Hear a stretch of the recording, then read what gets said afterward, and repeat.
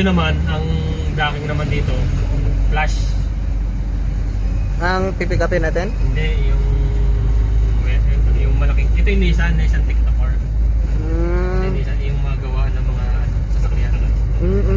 Ah, ito yung sabi mo kanina. Doon pala yung highway.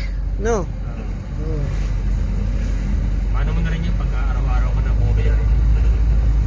Gabi naman tayo palaging biyahe natin, no? Gabi, no? Oo, gabi naman pala.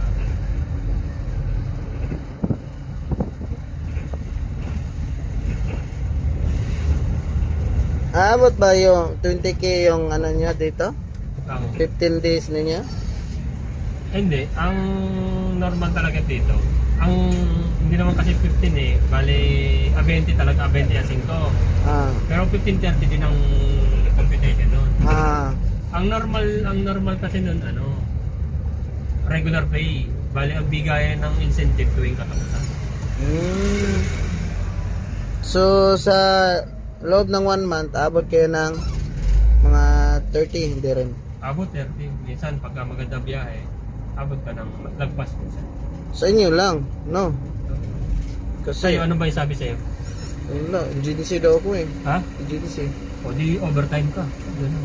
Overtime. Kaya nga ngayon, nahingi ako ng overtime kasi, ano eh, Hindi, matik yan pag nag-out ka, alam na nila yan.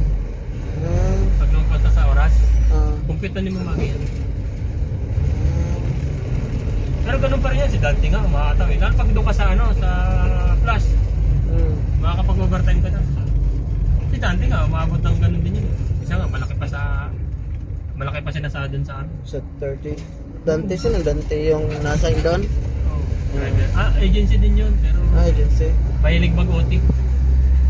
Pero ang ganda kasi siya, walang pagsabi sa kanya, biyahe. OT lang siya ng OT. Laki ng kinasahod doon, buwan ba?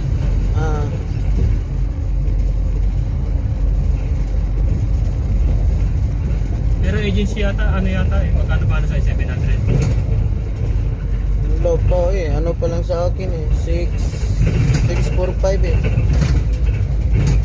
Pag 645 ka, hindi ka agency. Iwan ko kay ma'am. Direct ka. Kasi yung pag ano namin, pag start ko na daw, 7 plus na daw. O di, So isang araw lang ako nag-training eh. Tapos yung training ko with pay na yan eh. Kasi ganyan naman sila with pay, hindi naman libre yan. Basta nag-training ka, bayad na yan.